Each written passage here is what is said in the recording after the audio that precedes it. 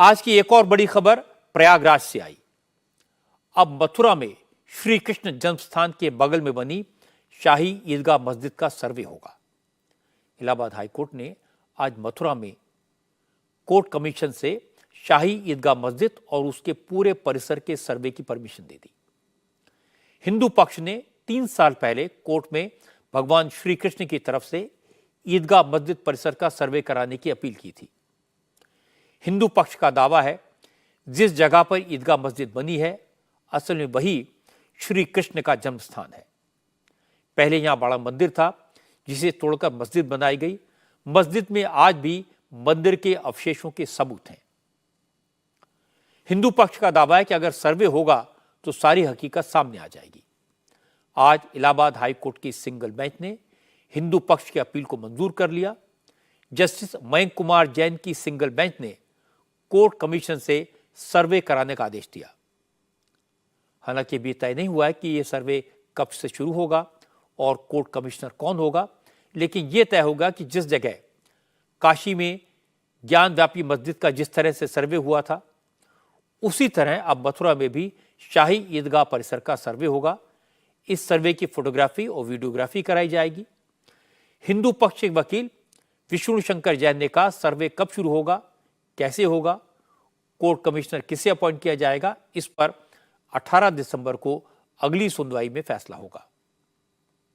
कृष्ण जन्मभूमि के केस में जो शाही ईदगाह मस्जिद है उसमें एडवोकेट कमीशन के द्वारा सर्वे किया जाए, ऐसी हमारी मांग थी।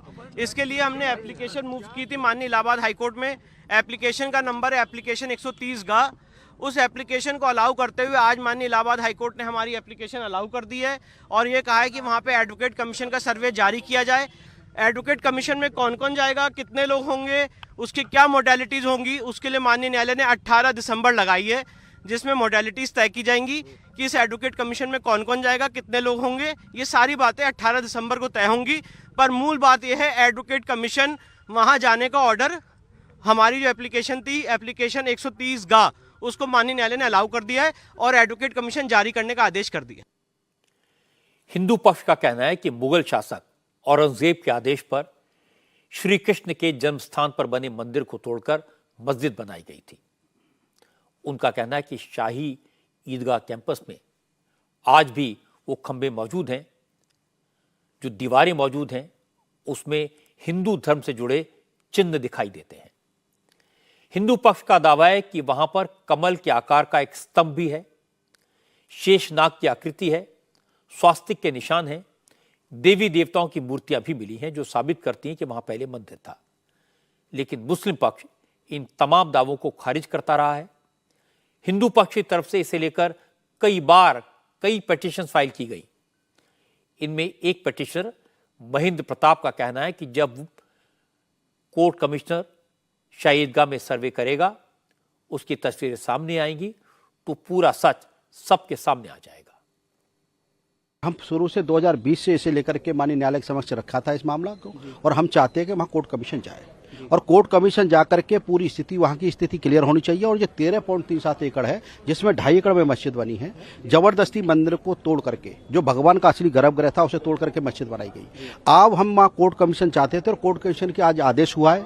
अभूतपूर्व फैसला उच्च न्यायालय इलाहाबाद का है और कोर्ट कमिश्नर वहाँ जब जाएगा तो हम लोग जाएंगे, कोर्ट को उन सभी तथ्यों को दिखाएंगे कि ये हिंदू प्रतीक बने हैं दीवारों पर, किस तरह से कितनी प्रॉपर्टी है, किस तरह से इसको डिस्ट्रॉय किया गया। ये सब तथ्य हम न्यायालय के सामने आएंगे, जनता के सामने आएंगे और बिल्कुल दूध का दूध पानी का पानी अब बिल्कुल हो जाएगा।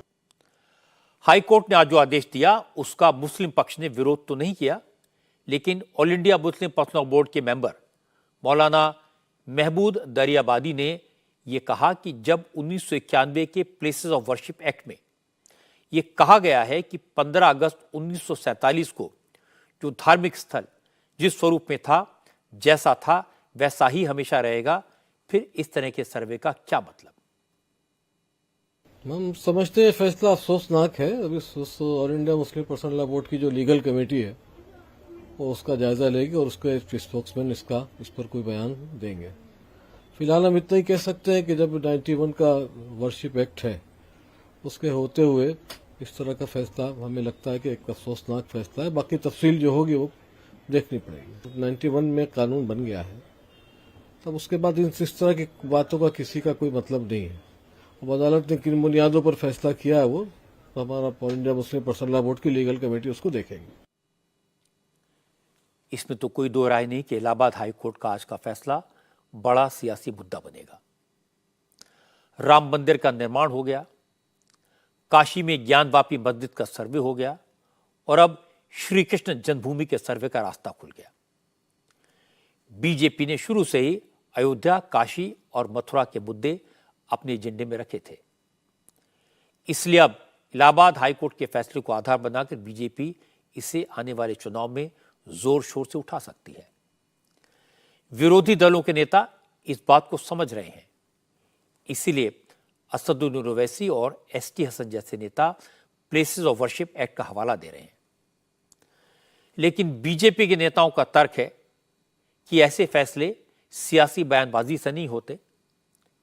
कोर्ट नियम कानून को ध्यान में रखकर फैसला देता है। ज्ञानवापी का सर्वे हो या ईदगाह मस्जिद के सर्वे का फैसला, दोनों अदालत के फैसले हैं, बीजेपी के नहीं। अब इस तर्क का जवाब विपक्ष को सोचना पड़ेगा, देना पड़ेगा।